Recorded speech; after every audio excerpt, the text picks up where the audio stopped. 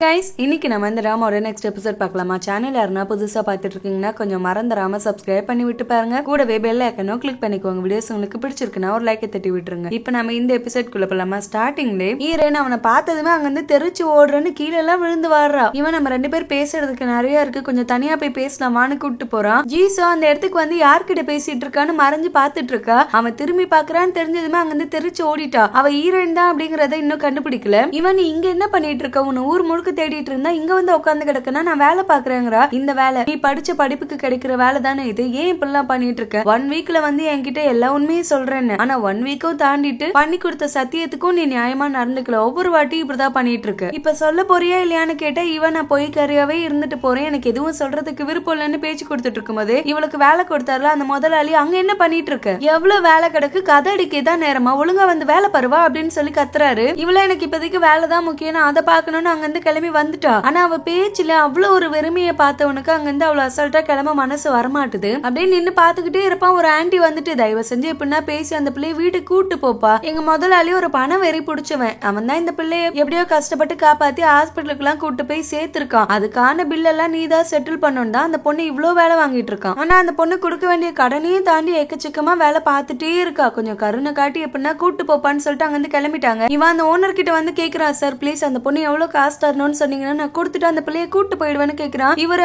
நான் உங்ககிட்ட எல்லாத்தையும் விளக்கமா சொன்னா நீ காசு எல்லாத்தையும் செட்டில் பண்ணிடுவேன், அவ்வளவு வச்சிருக்கேன்னதுக்கு எவ்வளவு தேவைப்படுதோ நான் கண்டிப்பா கொடுக்க ரெடியா இருக்கேன். ஆனா அந்த பொண்ணு தன்னோட உயிரை தானே எடுத்துக்க முற்பட்டது உண்மைதானா, நீங்க தான் காப்பாத்துனீங்களான்னு கேட்க அவரும் ஆமா தம்பி, விடிய காலையில ஆனாலே நான் அந்த காட்டுக்குள்ள சில மூலிகைகள் எல்லாம் பறிக்கிறதுக்காக போவேன், அந்த சமயத்துல இந்த பிள்ளை கீழே விழுந்து கிடந்தது, அந்த மலை மேல போறவங்க ஒண்ணு மூலிகை பறிக்க போவாங்க, இல்லனா தன்னோட உயிரை தானே எடுத்துக்க போவாங்க, இந்த 2 ஆப்ஷன் தான் இருக்கு. அதுல அந்த பொண்ணு அந்த செகண்ட் ஆப்ஷனை தான் சூஸ் பண்ணிருக்கு. ஏன்னா அந்த பொண்ணு நான் பகல்லையும் பார்த்தேன், பீச்ல தனியா அவ்வளவு சந்தோஷமா இருந்துச்சு, தன்னோட வாழ்க்கைய முடிய போகுதுங்கிற நிலைமையில வரவங்க மட்டும்தான் அவ்வளவு சந்தோஷமா இருப்பாங்க. அந்த மலை மேல இருந்து அவளை கீழே தூக்கிட்டு வர்றதுக்குள்ள என் உயிரே என்கிட்ட இல்ல, எங்க இந்த ஒரு 2-3 நிமிஷத்துல அந்த குழந்தையோட உயிர் போயிடுமோன்னு அவ்வளவு போராடி கஷ்டப்பட்டு ஹாஸ்பிட்டல்லையும் கொண்டு வந்து சேர்த்துட்டேன் ஒரு வழியா. அவ கண்ணு முழிச்சதுக்கு அப்புறமா தான் எனக்கு உயிர் வந்த மாதிரி நான் ஃபீல் பண்ணேன். நான் சொன்னேன், நான் போலீஸ் ஸ்டேஷன்ல கால் பண்ணி சொல்றேமா, அவங்க உன்னோட வீட்டுக்கு உன்னை கூட்டு போவாங்கன்னு, தயவு செஞ்சு போலீஸ்க்கு மட்டும் கூப்பிடாதீங்கன்னு சொல்லிட்டா. அவகிட்ட இருக்க அந்த வெறுமை மட்டும் போகவே இல்ல. நானும் ஹாஸ்பிட்டல் பில்லுக்குலாம் சேர்த்து $700 ஆச்சுமா, அந்த காசு எடுத்து வை, இல்லனா இந்த நிமிஷமே இந்த வீட்டுல இருந்து கிளம்பு அப்படின்னு சொன்னேன். அந்த பொண்ணு என்கிட்ட அந்த காசு இல்லன்னு சொல்றாளே கடி, நான் கிளம்புறேன்னு ஒரு வார்த்தை சொல்லவே இல்லை. உங்க குடும்பத்துல யாருக்குன்னா கால் பண்ணி கூப்பிடுன்னு சொன்னாலும் இல்ல, எனக்குன்னு யாரும் இல்ல, என்ன தனியா விட்டுருங்க அப்படின்னே சொல்லிட்டு இருந்தா. அதனாலதான் அந்த பொண்ணு கம்பல் பண்ணி நான் இங்க வேலை பார்க்க வச்சிட்டு இருக்கேன். ஏன்னா கண்டினியூஸா அவ வேலை பார்த்துட்டே இருந்தானா ஒரு கட்டத்துல அவளோட மைண்டே சேஞ்ச் ஆகிறதுக்கு ஒரு வாய்ப்பு இருக்கு. இல்ல காசு முக்கியம் இல்ல இப்பயே கிளம்புன்னு சொன்னா டெஃபினட்டா அந்த பொண்ணு மறுபடியும் இதேதான் முயற்சி பண்ணும், மறுபடியும் அவளை காப்பாத்துறதுக்கு அந்த இடத்துல யாருன்னா வருவாங்களோ வரமாட்டாங்களோ. அதனாலதான் நான் அவ்வளவு கடுமையா நடந்துக்கிட்டேன், அவகிட்ட நிறைய வேலை கொடுத்துட்டே இருக்கேன். ஒரு கட்டத்திலயாச்சும் அவ கோவப்பட்டாச்சு எதனா பேசுவான், ஆனா எதுவுமே பேச மாட்டா. என் பொண்டாட்டியா அந்த பொண்ணை பத்திரமா பாத்துக்க சொல்லி அவ கூட தான் தங்கவே வச்சிருக்கேன் தம்பி. இடைக்கிடைக்கு நானும் வந்து வர செக் பண்ணிக்கிறேன், எங்க இந்த நடு ராத்திரி அந்த பிள்ளை எதனா பண்ணிக்குமோன்னு அவ்வளவு கேர்ஃபுல்லா நாங்க பாத்துட்டு இருக்கோம். இன்னும் அந்த பையன் எங்களை விட்டு போகலங்கிறாரு. இவன் சரி ஓகே, ஆனா ஏன் மறுபடியும் அவ அதே விஷயத்த பண்ணுவான்னு நீங்க ஆணித்தனமா நம்புறீங்க, அதுக்கு எதனா காரணம் இருக்கான்னு கேட்டா இவர் இவ்வளவு நேரம் அவகிட்ட பேசினேன், அவளோட கண்ணை பாத்தியா, இதுக்கப்புறம் வாழ்க்கையே இல்லங்கிற ஒரு வெறுமை தான் அவ கண்ணுல இப்ப வரைக்கும் இருக்கு, வாழணுங்கிற ஆசையே சுத்தமா இல்லாம இருக்கா. உன்னால முடிஞ்சதுன்னா எப்படின்னா பேசி அவகிட்ட இருக்க அந்த நினைப்ப மாத்திட்டு அதுக்கப்புறம் அந்த பிள்ளைய சந்தோஷமா இந்த இடத்த விட்டு கூட்டு போப்பான்னு அவரே கெஞ்சுறாரு. நல்ல மனுஷனா தான் இருக்காரு. அவங்க அப்பா ஒரு பக்கம் எல்லா இடத்துலயும் தேடிட்டு இருக்காரு, அவருக்கு வேற இடைக்கிடைக்கு நெஞ்சு ரொம்ப வலிக்குது. தங்கச்சிக்காரி இப்ப கொஞ்சம் புத்திசாலி தானமா அந்த பாடிகார்டு பையலோட வைஃபுக்கு கால் பண்ணி 6 லட்சம் தாங்க ரெடியா இருக்கு, இன்னும் 1 லட்சம் ரெடி ஆகல, கொஞ்சம் டைம் கொடுங்கன்னு கேக்குறா. அவ என்ன விளையாட்டா சொல்லிட்டு இருக்க, இந்த போட்டோஸ் எல்லாம் வெளியில வந்தா என்ன ஆகும்னு தெரியல, மரியாதைக்கு சீக்கிரம் ரெடி பண்ணுன்னு பிளாக்மெயில் பண்ணிட்டு இருக்கா. அந்த விஷயத்த உஷாரா இவ ரெக்கார்ட் பண்ணி வச்சுட்டா, ஏன்னா தம்பி தான் சொல்லி விட்டுருப்பான், அவ உன்னை பிளாக்மெயில் தான் பண்ணிட்டு இருக்காங்கிறதுக்கு நம்மளுக்கு எதனா ஒரு சாலிடான ப்ரூஃப் வேணும், அதை மட்டும் ஏற்பாடு பண்ணிருந்ததால தான் பேசி அதை ரெக்கார்ட் பண்ணி வச்சுக்கிட்டு கூடவே அவனை பெர்மனண்டா வேலை விட்டு தூக்குறதும் நேச்சுரலா இருக்கணும் அப்படிங்கிறதுக்காக அசிஸ்டன்ட் கிட்ட வந்துட்டு இந்த டிரைவர் என்னமோ எனக்கு கொஞ்சம் கம்ஃபர்டபுளா இல்ல, நம்ம வேற ஆள் பாத்துக்கலாமான்னு கேட்க அவங்களும் எனக்கும் அதான் தோணுச்சு, சரி சீக்கிரமே நான் உங்களுக்கு வேற ஆள் அப்பாயிண்ட் பண்ணிடுறேன்னு சொல்லிட்டாங்க. தம்பி அவங்க அம்மாவை மீட் பண்றதுக்காக ரெஸ்டாரண்ட்டுக்கு வந்திருக்கான், அவன் பங்குக்கு அவனும் கேட்டாகணும்ல, அவங்கள தனியா கூட்டு போயிட்டு இந்த மாதிரி நான் காலேஜ் எல்லாம் போகல நான் வேலை பார்க்க ஆரம்பிச்சுட்டேங்கிறான். அவங்க என்னடா சொல்றா, அப்ப எல்லாமே பொய்யானதுக்கு, பொய்ய பத்தி தயவு செஞ்சு நீங்க பேசாதீங்க, உங்களோட பொய்னால ஒட்டுமொத்த குடும்பமும் அழிஞ்சு நிக்குது, இந்த விஷயத்த நான் ஏற்கனவே அப்பா கிட்ட சொல்லிட்டேன், உங்ககிட்ட சொல்ல வேணாம், நீங்க ஃபீல் பண்ணுவீங்கன்னு தான் நினைச்சேன், ஆனா நீங்க யார பத்தியும் கவலைப்படாம உங்க சுயநலத்துக்காகவும் உங்க பேராசைக்காகவும் இப்படி ஒரு நிலைமையில நம்மள நிக்க வச்சிருக்கீங்கல்ல, அப்ப உங்ககிட்டயும் சொல்லி அதுக்காகவும் கொஞ்சம் நீங்க வருத்தப்படணும் அப்படிங்கறதுக்காக தான் நான் சொல்றேன். நம்மளோட பேராசை என்னைக்குமே நம்மள நல்ல நன்மைக்கு கொண்டு போகாதுமா. அது புரிஞ்சுக்காம இவ்ளோ லேட் பண்ணிட்டீங்க. முன்கூட்டியே நான் ஃபெயில் ஆன அப்பயே சரி படிக்காத, உனக்கு என்ன பிடிக்குதோ அதை பண்ணு நீங்க விட்டுருந்தீங்கன்னா எங்க அக்கா என்ன படிக்க வைக்கணும் அப்படிங்கறதுக்காக மாடு மாதிரி உழைச்சிருக்க மாட்டா. அவ என்ன நிலைமையில இருக்கான்னு கூட நம்மளால கண்டுபிடிக்க முடியல. அவ நல்லா இருக்கும் போது அவளுக்கு ஹெல்ப் பண்ணிருக்கலான்னு எனக்குள்ள குற்ற உணர்ச்சி கொன்னுட்டு கிடக்கு. பார்த்தனே நீங்க இங்க ரொம்ப சந்தோஷமா தான் வேலை பார்த்துட்டு இருக்கீங்க. ஆனா நாங்க யாருமே சந்தோஷமா இல்ல. காலம் ஃபுல்லா இங்க வர பணத்துல நீங்க ஜெகஜோதியா வாழுங்கங்கறா. அவங்க இல்லப்பா இங்க நான் வேலை செய்யறது பணத்துக்காக இல்லன்னா அவன் அதெல்லாம் கேட்கறதுக்கே ரெடியா இல்ல. மன்னிச்சிருங்கம்மா, என்னால உங்க முகத்தை பார்த்து பேச கூட தோணல. அவ்வளவு வெறுப்புல இருக்க. நான் அப்புறமா பேசுறேன்னு சொல்லிட்டு அங்க கிளம்பிட்டான். அவங்க அம்மாவும் ஒரு பக்கம் ஓன அழுக, இவனும் ஒரு பக்கம் அழுதுட்டு தான் இருக்கான். அம்மா கிட்ட இப்படி பேச வேண்டிய நிலைமை வந்துருச்சேன்னு. இந்த பேக்கரிக்காரரு மறுபடியும் அக்காவோட கடைக்கு வராரு. அவங்க எதுவுமே பேசாம இருக்காங்களா? வர கஸ்டமரை வெல்கம் பண்ண கூட உனக்கு துப்பு இல்ல. இப்படி பண்ணினா வரவங்க வருவாங்களான்னு நீ வராதையா?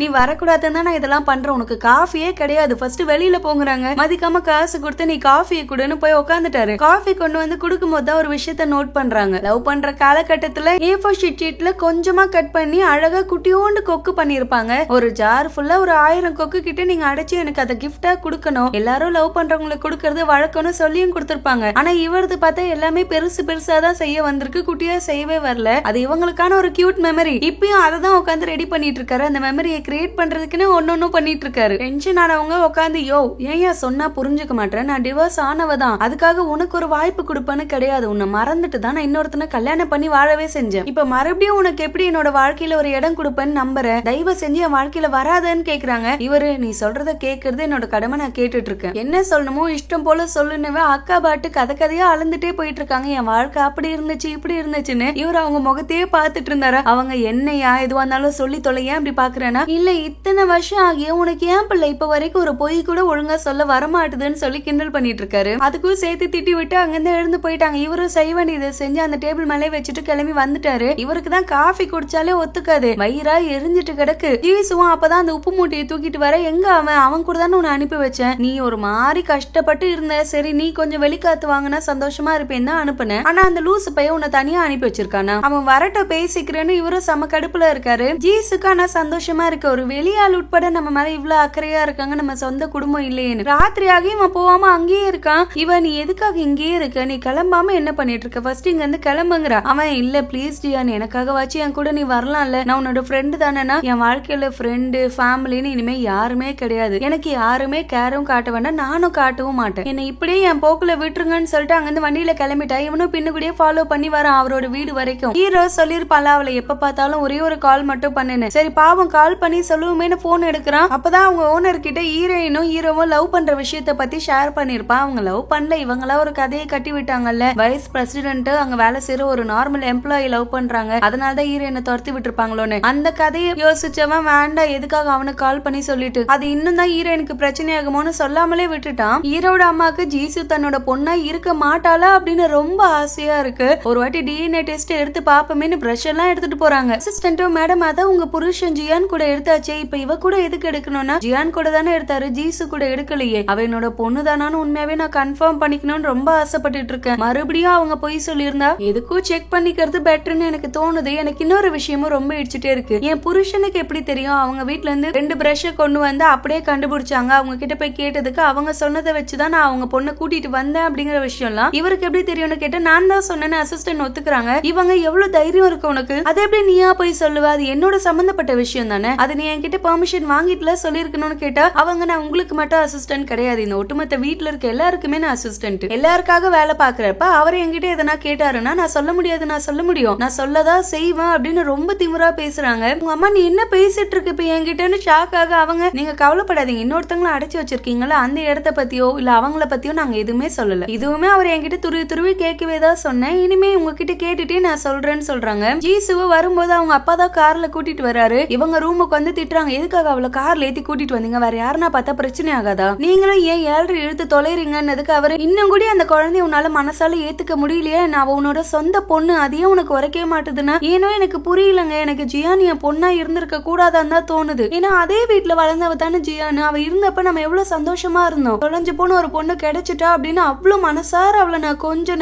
பாசமா ஏத்துக்கிட்டேன், ஆனா இவளை என்னால ஏத்துக்க முடியலங்க, அதுதான் உண்மை அப்படின்னு டைரக்டாவே சொல்லிட்டாங்க. இவரோ உன்னால ஏத்துக்க முடியாதுதாமா, அந்த பொண்ணு பாவம் எவ்வளவு மனசு நொந்திருப்பா, அந்த கோவத்தை இப்ப வெளி காட்டிட்டு இருக்காளே கண்டி அவளும் ஜியான் மாதிரிதான். ஆனா நீ புரிஞ்சுக்க தான் ட்ரை பண்ண மாட்டற. 25 வருஷத்துக்கு முன்னாடி நீ தொலைக்காம இருந்தா இந்த எந்த விஷயமுமே நடந்திருக்காது. நம்ம அவங்க மேல குத்தங்குற சொல்லி கூட எந்த யூஸுமே கிடையாது. அவங்க மாத்தி ஒரு பொய் சொன்னாங்களே கண்டி, நம்ம பிள்ளையே நல்ல பிள்ளையா தான் வளர்த்து நம்ம கிட்ட ஒப்படைச்சிருக்காங்க. அதுக்காகவாச்சும் நம்ம அவங்களை அப்படியே விட்டுலாம் போலீஸ் ஸ்டேஷன்ல எல்லாம் போய் விட வேண்டாம் அப்படின்னு தான் சொல்றாரு. இவங்களும் சரி ஓகேங்க, வேற எந்த வழியும் இல்ல, நீங்க சொல்ற எல்லாத்துக்கும் நான் தலையாட்டுறேன்னு சொல்லி விட்டுட்டாங்க அந்த டாபிக்கே. இவங்க அவ கூட சாப்பிட உக்காந்தாதான் இவங்களுக்கு சுத்தமா பிடிக்கவே பிடிக்காது. அவ வேற நூடுல்ஸ் இடகுடமா சாப்பிட்டுட்டு இருக்காள, அவங்களுக்கு சுத்தமா ஒத்துக்காம அங்க இருந்து கிளம்பிட்டாங்க. ஹீரோயின் வீட்டுக்காக வந்து வெயிட் பண்ணிட்டு இருக்காங்க. ஹீரோயின் எப்படின்னா பாத்துலான்னு. அவங்க அப்பா வந்ததும் நீங்க தானே ஜியானோட அப்பான்னு கேட்டதுதான் அவர் அப்படியே உதறாரு. ஐயோ என் பொண்ணுக்கு என்னங்க ஆச்சு, என் பொண்ணு ரொம்ப நாளா காணோம், என்னங்க ஆச்சுன்னு அப்படியே பதறாரா. ஹீரோ இல்ல நான் ஆபீஸ்ல இருந்து தான் வரேன், ஜியான் கொஞ்ச நாளா ஆபீஸ்க்கு வரல,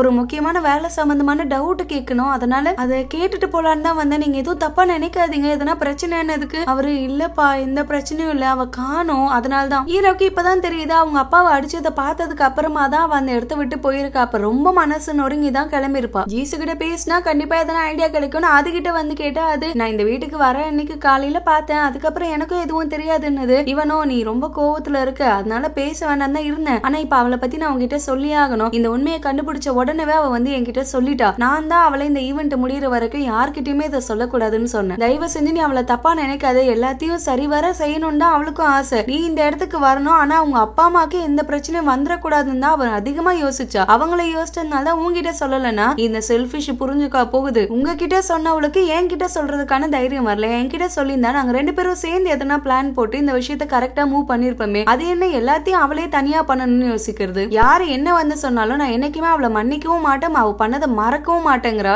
அவங்க அம்மா நான் மட்டும் போய் போலீஸ் ஸ்டேஷன்ல சரணடைறேன்றாங்க. அவங்க அப்பா ஏன் அங்க வேலை செய்ய உனக்கு என்ன கேடு, அவமானமா இருக்கா என்ன, நம்ம பொண்ணு காணோன்ற தவிப்புல நான் இருந்தா நீ ஒரு பக்கம் 7 இழுத்து தொலையாதன்னு கத்துறாரு. இவங்க எனக்கு அசிங்கமா இருக்குன்னு நான் சொன்னா, அங்க பிளேட் கழுவ விட்டா கூட எனக்கு அது அவமானம் இல்லங்க, நான் எந்த அளவுக்கு கீழே இறங்கி வேலை பார்க்கணும்னாலும் எனக்கு ஓகே தான், ஆனா ஒருவேளை நான் இந்த வீட்டுல இருக்கவே தான் ஜியானுக்கு என்ன பார்க்க கூட பிடிக்காம இந்த வீட்டுக்கே வராம இருக்காளோ என்னமோ, நான் போலீஸ் ஸ்டேஷன் போயிட்டேன் அப்படின்னு தெரிஞ்சா அவ வருவா, நம்ம பிள்ளைங்க யாருக்குமே என்ன பிடிக்கல, எல்லாருமே என்ன வெறுத்துட்டு இருக்காங்க, இங்க இருந்து நான் அவங்களை இன்னும் கஷ்டப்படுத்துறதுக்கு நான் பாட்டு பொதுவா போலீஸ் ஸ்டேஷன்ல போய் உட்காந்துடுறேனே, அதுக்கப்புறமாச்சு என் பொண்ணுங்க கிட்ட இருந்து எனக்கு மன்னிப்பு கிடைக்குதான்னு நான் பாக்குறேன்னு சொல்லிட்டு அங்க இருந்து கிளம்பிட்டாங்க. ஜீசுவை பார்த்து சொல்லிட்டு போலான்னு தான் வந்திருப்பாங்க. அவங்க அம்மா இந்த விஷயத்த பாத்துட்டாங்க. அவங்க வந்து கேக்குறாங்க என் வீட்டு பக்கம் உனக்கு என்ன வேலைன்னு. இல்லம்மா ஜீசுவை பார்த்து சொல்லிட்டு நானே போலீஸ் ஸ்டேஷன்ல போய் சரணடையலான்னு இருக்கேன், நீங்க வேலை கொடுத்து நான் அதுல சம்பாரிச்சாலுமே அந்த பணத்தை எடுக்க கூட எனக்கு அவ்வளவு ஒரு சங்கோஜமா இருக்கு, நான் அதை ஃப்ரிட்ஜுக்கு அடியில வச்சுட்டு வந்திருக்கேன், நீங்க தாராளமா அதை எடுத்துக்கலாம், ஒரே ஒரு வாட்டி மட்டும் பார்க்க அனுமதி கொடுங்கன்னா இவங்க நீ போலீஸ் ஸ்டேஷன்ல எல்லாம் போய் சரண் அடைய கூடாதுன்னு சொல்றாங்க. அவங்களோ என்ன நினைச்சிட்டு இருக்கீங்க நீங்க, இன்னும் நான் எவ்வளவுதான் அசிங்க பண்ணணும்னு ஆசைப்பட்டு இருக்கீங்க, இப்படி ஒரு நிலைமையில என்ன நிக்க வச்சதும் உங்களுக்கு பத்தல, நான் போலீஸ் ஸ்டேஷனும் போறேன்ற அதுக்கும் ஒத்துக்க மாட்டீங்க, நான் இப்ப என்னதான் பண்ணட்டோம்னா நீ ஒரு விஷயத்தை யோசிச்சியா, நீ மட்டும் இப்ப போலீஸ் ஸ்டேஷன்ல போய் சரணடைஞ்சினா ஜீசு என்ன நினைப்பா, என்ன பெத்த அம்மா அப்பா என்ன வளர்த்த அம்மாவும் போலீஸ் ஸ்டேஷனுக்கு அனுப்பிட்டாங்கன்னு இன்னும் எங்க மேல அவ வெறுப்பதான் கொட்ட ஆரம்பிப்பா, அதனால நீ ஜெயிலுக்கு எல்லாம் போக வேண்டாம், இன்னொரு வாட்டி என் வீட்டு பக்கமும் வராத, பார்த்து போய் சேருன்னு அனுப்பி வச்சுட்டாங்க.